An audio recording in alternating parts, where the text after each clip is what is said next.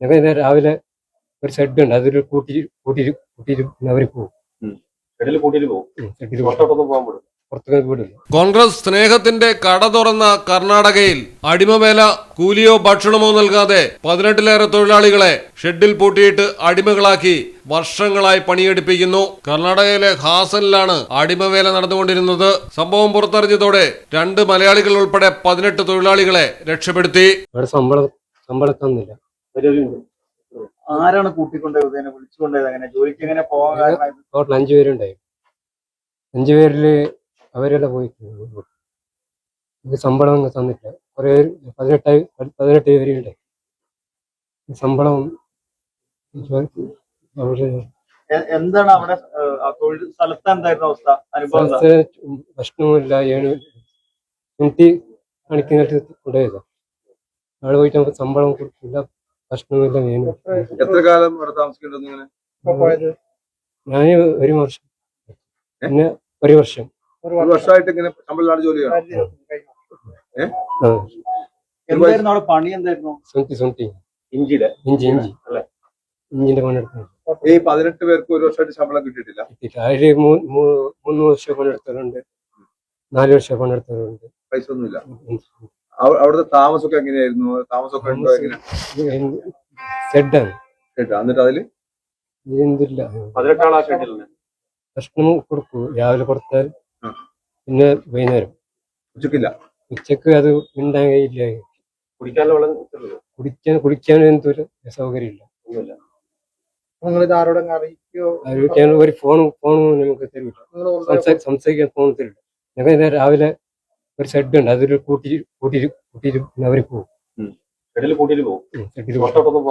പുറത്തേക്ക് വിടില്ല. അതേ രാവിലെ വന്നിട്ട് 6 മണി വന്നിട്ട് കുട്ടിക്കൊണ്ട് പോകും. പണി ഇറക്കിയിട്ട് വരുമ്പോ 8 മണിയെല്ലാം ആവും. ഞങ്ങളൊക്കെ അങ്ങോട്ട് വന്നിട്ടുണ്ടായിരുന്നു, മലയാളം വന്നിട്ടുണ്ടായിരുന്നു. അങ്ങനെ അടുത്ത് വന്നിട്ട് കാറിൽ വന്നിട്ട് നീ ഇത് ജോലിക്ക് വരുന്നെന്ന് പറഞ്ഞു. ഞങ്ങൾ 5 പേരാളുണ്ട്.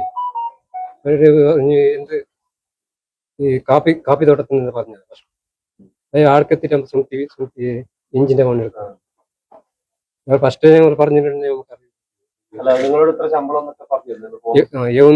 പറഞ്ഞു. ഭക്ഷണമുണ്ടും പിന്നെ എല്ലാ സൗകര്യം തരാം. എന്റെ ഇവരുടെ പേരെന്താ? അവിടുത്തെ ഞങ്ങളടുത്ത് ഞങ്ങൾ 5 പേര് പോയത്. പിന്നെ കേരളത്തെ എല്ലാം പോയി. മലയാളുണ്ടായി. ഇങ്ങോട്ടാണ്, പാലക്കാട്. അവര് നേരത്തെ രക്ഷപ്പെട്ടോ? അവര് രക്ഷപ്പെട്ടല്ല, അവർ ഞങ്ങൾ മുന്നേ പോയത്. മുങ്ങിയല്ല, എങ്ങനെ പുറത്തിറങ്ങി? നിങ്ങൾക്ക് രക്ഷപ്പെടാനൊക്കെ പറ്റി? എങ്ങനെയാ രക്ഷപ്പെട്ടവര്? കന്നഡന്റെ അമ്മ കംപ്ലൈന്റ് കൊടുത്തു. ആ കംപ്ലൈന്റ് കൊടുത്തിട്ട് വന്നു. അയാള് രക്ഷപ്പെട്ടിരുന്നു നേരത്തെ. അയാൾ മുമ്പ് ഒരാൾ ഉണ്ടായിരുന്നു. രക്ഷപ്പെട്ട് പോയിട്ട് ഒരു അമ്മേൻ്റെ പോയിട്ട് പറഞ്ഞു എന്റെ മോനെ പുറത്തേക്ക് വിടുന്നില്ല. പിന്നെ അമ്മ പോയിട്ട് കംപ്ലൈന്റ് കൊടുത്തിട്ടുണ്ടോ ഞങ്ങളെ your safety Hassan station police സ്റ്റേഷനിൽ കംപ്ലൈന്റ് കൊടുത്തു.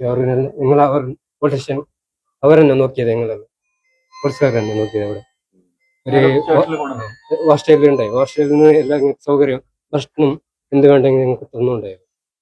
ഹാസന 18 പേരിൽ ഇപ്പോ 3 പേര് അവിടെ ഉണ്ട്. റവന്യൂ വകുപ്പും പോലീസും ചേർന്നാണ് രക്ഷാപ്രവർത്തനം നടത്തിയത്. മലയാളികളിൽ പുത്തികെ സ്വദേശി ഉദയൻ, കൊല്ലം സ്വദേശി അനിൽകുമാർ എന്നിവരാണുള്ളത്. സംഘത്തിലുണ്ടായിരുന്ന കർണാടക സ്വദേശി ഈരണ്ണ രക്ഷപ്പെട്ട് അടിമവേല പുറം ലോകത്തെ അറിയിച്ചതേ തുടർന്നാണ് ബാക്കിയുള്ളവരുടെ മോചനം സാധ്യമായത്. 700 രൂപയും 3 നേരം ഭക്ഷണവും താമസവും വാഗ്ദാനം ചെയ്ത് കാപ്പിത്തോട്ടത്തിലേക്ക് തൊഴിലെടുക്കാനെന്ന് പറഞ്ഞാണ് തൊഴിലാളികളെ കൊണ്ടുപോയത്. എന്നാൽ തുച്ഛമായ ഭക്ഷണം 2 നേരം മാത്രം നൽകി. രാവിലെ 6 മണിക്ക് തുടങ്ങുന്ന ജോലി അവസാനിക്കുന്നത് രാത്രി 8 മണിക്ക്. തുടർന്ന് എല്ലാ തൊഴിലാളികളെയും ഷെഡിൽ പൂട്ടിയിടും. വൻ നരകയാതനകളാണ് തൊഴിലാളികൾ അനുഭവിച്ചത്.